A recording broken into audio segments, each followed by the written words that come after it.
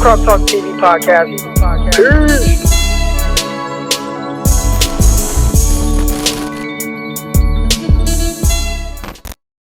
Deebo Samuel. We talked about him a little bit. I had a question earlier.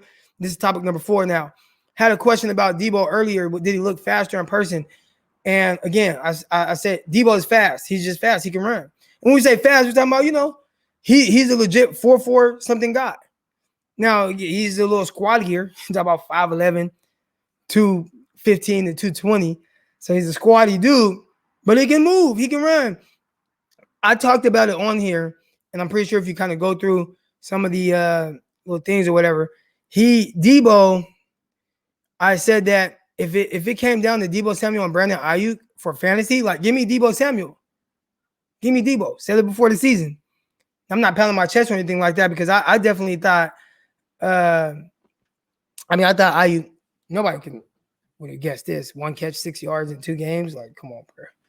But when it came down to, is he a true wide receiver 1? I don't know, but I do know this. Deebo is just somebody you just get the ball in his hands. Like I said with George Kittle, get the ball in his hands and he's going to make something happen. And when you see George Kittle, you look at his numbers. Anytime he's touching the rock, however he's touching the rock, he's killing it. All right? He's getting yards. He's dragging people. He's breaking tackles. He's explosive. He's scoring touchdowns. Like, he's doing all these things. Like, get the ball in his hands. And everybody just thought, well, he's a gadget guy. No, he's a receiver. He just has gadget guy capabilities. He's catching the ball downfield. Finally, they took a shot with him. Like, what's it going to take for Deebo to get a shot downfield? And why is it that it's always like in the weird moments? Like, you look at the throw downfield against the Ravens. It was 4th and 2, and you just chuck it up to Deebo in traffic. But what does he do? He comes down with it because he's a motherfucking baller.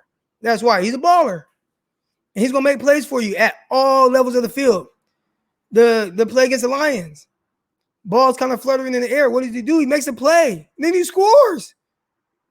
So Deebo, he affects every level. They've been running these deep end routes. He's catching those, getting off.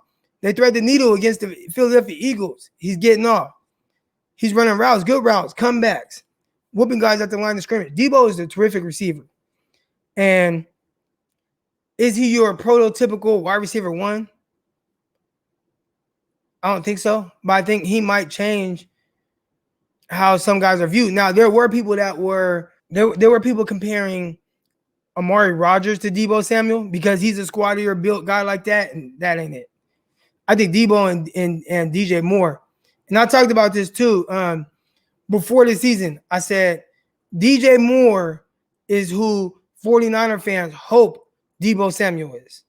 All right, I'm going to say it one more time. DJ Moore is who 49er fans hope Deebo Samuel is.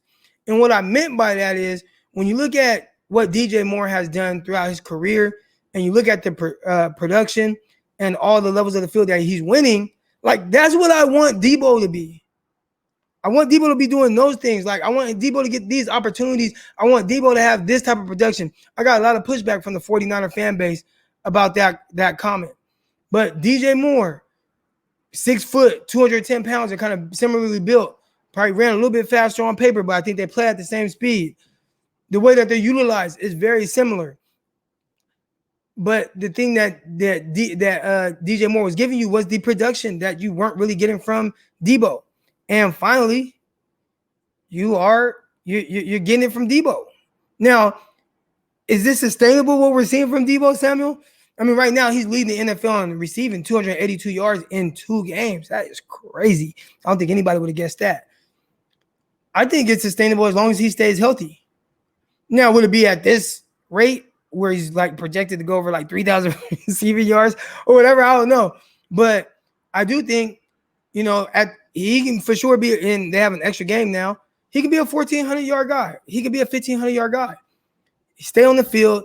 They continue to just get the ball in his hands and work however you got to do it, whether it's at the line of scrimmage, whether it's on the end around, whether it's downfield, whether it's on deep curls, whether it's on slant routes, whatever you have to do, just like George Kittle, get the ball in this dude's hands and he's going to make something happen. You have to do it.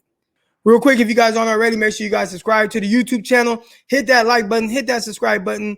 Locked On NFL Draft. I am one of the hosts on that show. Find it on YouTube. Subscribe to the YouTube channel, Locked On NFL Draft. I appreciate it. Listen to it on all your streaming sites. Locked On NFL Draft. Locked On 49ers. Make sure you guys check that out, man.